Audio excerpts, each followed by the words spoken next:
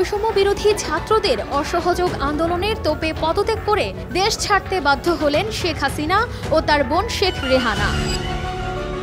তো অবশেষে শেখ হাসিনা দেশ ছেড়ে চলে যাওয়ার পর বাংলাদেশ আবার দ্বিতীয়বার স্বাধীনতা পেল। এতদিন ধরে বাংলাদেশের মানুষের মনে শেখ হাসিনার স্বৈরাচারিতার বিরুদ্ধে যে ক্ষোভ জমা ছিল, সেই ক্ষোভটাই মূলত এই ছাত্র আন্দোলনের মাধ্যমে বিস্ফোরক হয়ে উঠেছিল। কিন্তু শেখ হাসিনা বাংলাদেশের ক্ষমতা থেকে সরে যাক, এটা শুধু যে বাংলাদেশের ছাত্র সমাজ কিংবা বাংলাদেশের সাধারণ জনগণের দাবি তা কিন্তু নয়। এমন একটা শক্তিশালী দেশ রয়েছে যারা চাইছিল না বাংলাদেশের গদিতে শেখ হাসিনা থাকুক, কারণ এই দেশটি বাংলাদেশের কাছে এমন একটা এলাকা চাইছিল যা পেয়ে গেলে ওই দেশটি আরো অনেকটাই শক্তিশালী হয়ে উঠত। কিন্তু শেখ হাসিনা তাদের দাবি কোনো মতেই মানেনি, তাই তারা বাংলাদেশের গদিতে এমন কাউকে চাইছিল যারা তাদের এই দাবি মানবে। আর এর জন্য তারা অনেক আগে থেকেই গোপনে অনেক প্রচেষ্টাও চালাচ্ছিল। এই দেশটি কোন দেশ, বাংলাদেশের কাছে কি চাইছিল এবং শেখ হাসিনা কেন এই দাবি প্রত্যাখ্যান করেছিল, সমস্ত কিছুই আজকের এই ভিডিওতে আপনাদের সামনে স্পষ্ট হয়ে যাবে। আপনারা শুধু ভিডিওটিকে শেষ পর্যন্ত দেখতে থাকুন। আসলে শেখ হাসিনা কিন্তু ভারত এবং চীন দুটো দেশের সাথে সুসম্পর্ক রাখার চেষ্টা করেছিলেন। একদিকে যেমন চীনের কাছ থেকে বাংলাদেশ ইনভেস্টমেন্ট নিচ্ছিল, অন্যদিকে ভারতের সাথেও বেশ কয়েকটা এগ্রিমেন্টও করেছিল। কিন্তু বাংলাদেশের সাথে চীন ও ভারতের মধ্যে এই সুসম্পর্কটাকে মেনে নিতে পারেনি আমেরিকা। 2016 সালে যখন বাংলাদেশ চীনের বেল্ট অ্যান্ড রোড ইনিশিয়েটিভের সাথে অফিসিয়ালি যুক্ত হয়, তখনই আমেরিকা এবং বাংলাদেশের সম্পর্কের মধ্যে অম্লত্ব বাড়তে শুরু হয়। এরপর 2021 সালে আমেরিকা বাংলাদেশের র্যাপের ওপর স্যাংশন লাগিয়ে দেয়। এই র্যাপের পুরো নাম হলো র্যাপিড অ্যাকশন ব্যাটালিয়ন, যা বাংলাদেশ পুলিশের একটি অ্যান্টি ক্রাইম এবং অ্যান্টি টেরোরিজম ইউনিট। বাংলাদেশে এতদিন শাসন করছিল শেখ হাসিনার পার্টি আওয়ামী লীগ। আওয়ামী লীগের বিরোধী পক্ষ হলো বিএনপি, বাংলাদেশ ন্যাশনালিস্ট পার্টি, এবং তৃতীয় পক্ষ হলো বাংলাদেশের জামায়াতে ইসলামী। যদিও 2013 সালে বাংলাদেশের কোর্ট এই জামায়াতে ইসলামী রেজিস্ট্রেশন বাতিল করে দেয় এবং আওয়ামী লীগও জামায়াতে ইসলামীকে ব্যান করে দেয়, কারণ 1971 সালে যখন বাংলাদেশ পাকিস্তান থেকে আলাদা হয়েছিল, তখন এই জামায়াতে ইসলামী বাংলাদেশের স্বাধীনতার তীব্র বিরোধিতা করেছিল।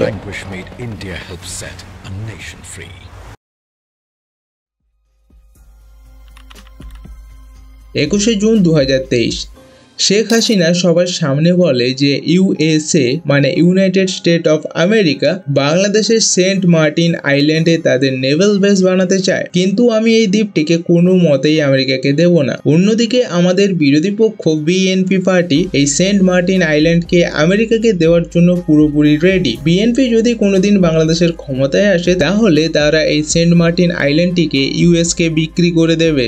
আর বাংলাদেশের এই সেন্ট মার্টিন দ্বীপটির ওপর শুধু আমেরিকার নজর নয়, চীন এবং মায়ানমারেরও নজর রয়েছে। এবার প্রশ্ন হলো, এই সেন্ট মার্টিন আইল্যান্ডে কি এমন রয়েছে যার জন্য আমেরিকা, চীন, মায়ানমার সবাই এই দ্বীপটি বাংলাদেশের কাছ থেকে চায়?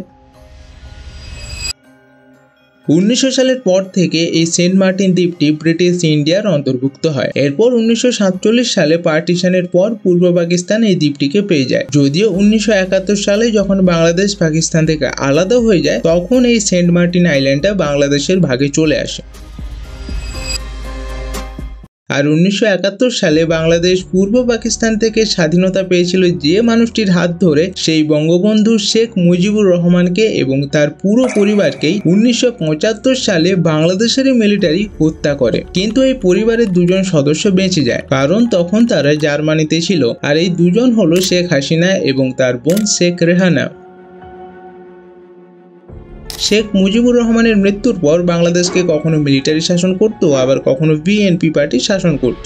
অবশেষে 1996 সালে শেখ হাসিনার পার্টি আওয়ামী লীগ বাংলাদেশের ক্ষমতায় আসে, কিন্তু 2001 সালে এই সরকার পড়ে যায়। এরপর 2009 সালে ইলেকশনে আবার শেখ হাসিনা বাংলাদেশের ক্ষমতায় আসে এবং 4 আগস্ট 2024 পর্যন্ত তিনি শাসক ছিলেন। এবার আমরা আসবো বাংলাদেশের এই সেন্ট মার্টিন আইল্যান্ডটা ইউএস এবং চীনের কাছে এত গুরুত্বপূর্ণ কেন।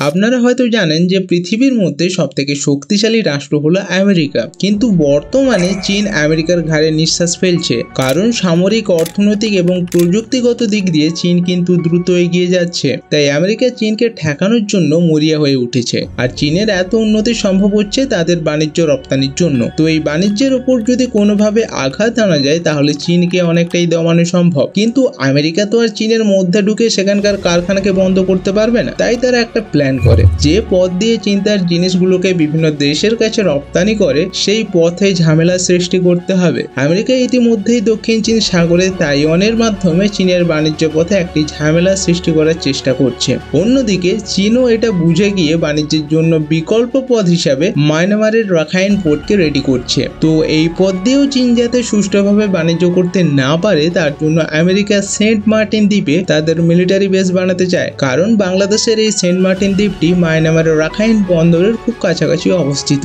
এই সেন্ট মার্টিন দ্বীপের অবস্থান এমন একটা জায়গায় এখানে যার অধিকার থাকবে সে এই পুরো সামুদ্রিক এলাকার নিয়ন্ত্রণ পেয়ে যাবে। তো এই সেন্ট মার্টিন আইল্যান্ডটিকে যেহেতু শেখ হাসিনা আমেরিকাকে দিতে চাইছিল না, তাই আমেরিকা বাংলাদেশের ক্ষমতায় এমন কাউকে চাইছিল যে এই সেন্ট মার্টিন দ্বীপটিকে তাদেরকে বিক্রি করে দেবে।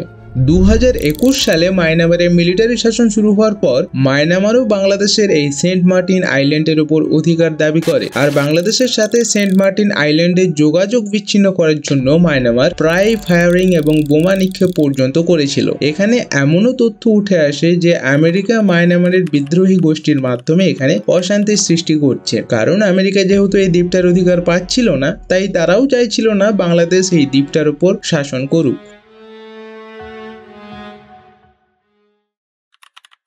জুন 2023 শেখ হাসিনা জনসমক্ষে বলেন যে আমেরিকা সেন্ট মার্টিন আইল্যান্ডটাকে নেওয়ার জন্য বাংলাদেশের উপর প্রেসার দিচ্ছে।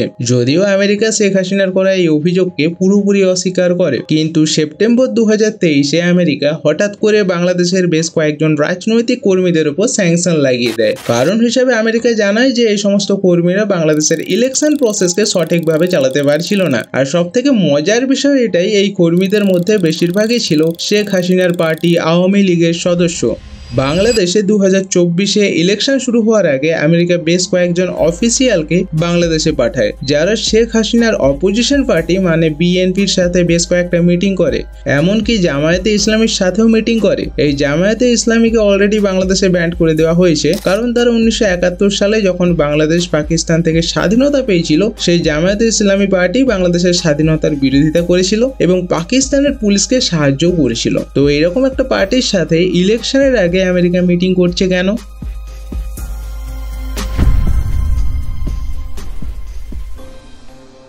ফাইনালি জানুয়ারি 2024-এ বাংলাদেশে ইলেকশন হয়, আর সেখানে শেখ হাসিনার পার্টি বিনা প্রতিদ্বন্দ্বিতায় জয়লাভ করে, কারণ বিএনপি পার্টি এই ইলেকশনে অংশগ্রহণ করেনি এবং জামায়াতে ইসলামীকে আগে থেকেই ব্যান্ড করে দেওয়া হয়েছিল। তো ইলেকশনে আমেরিকার কোনো লাভ হলো না।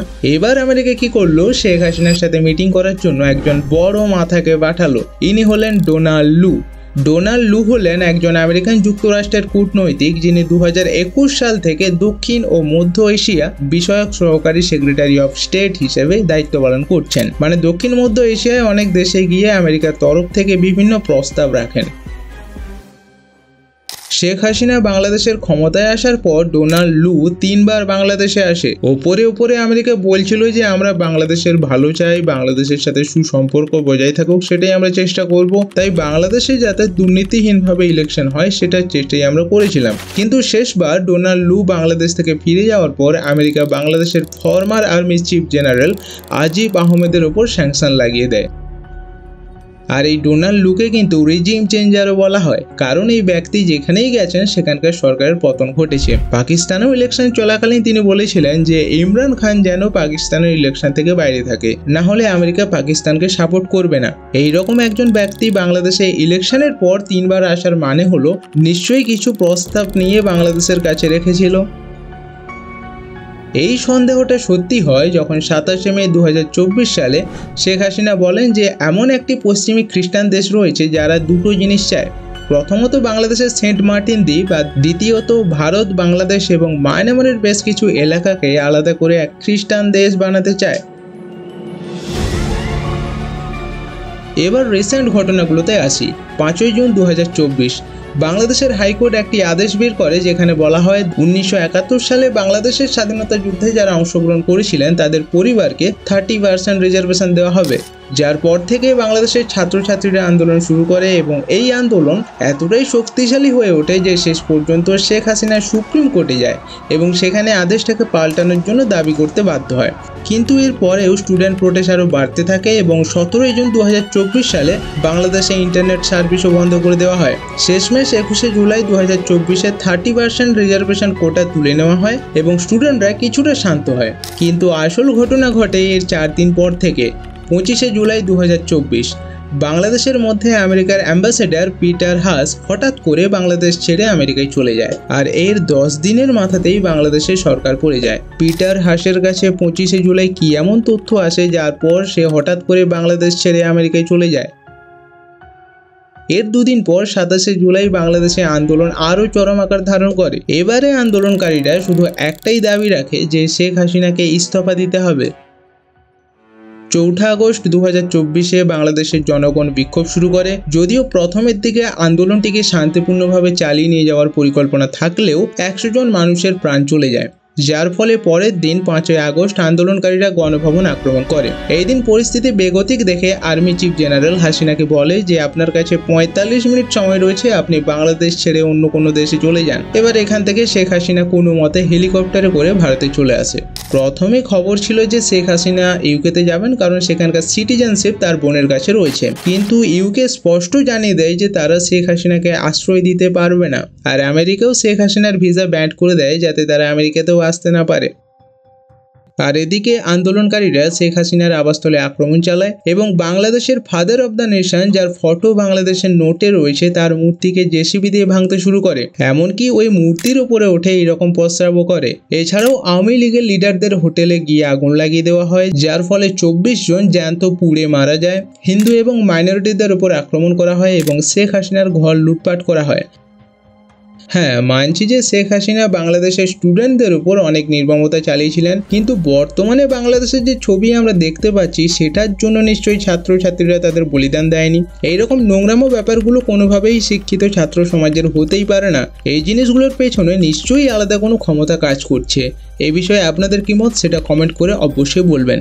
তো বন্ধুরা, আজকের মতো আমরা এই ভিডিওকে এখানে শেষ করছি। দেখা হচ্ছে পরবর্তী একটি নতুন ভিডিওতে। Tata, by.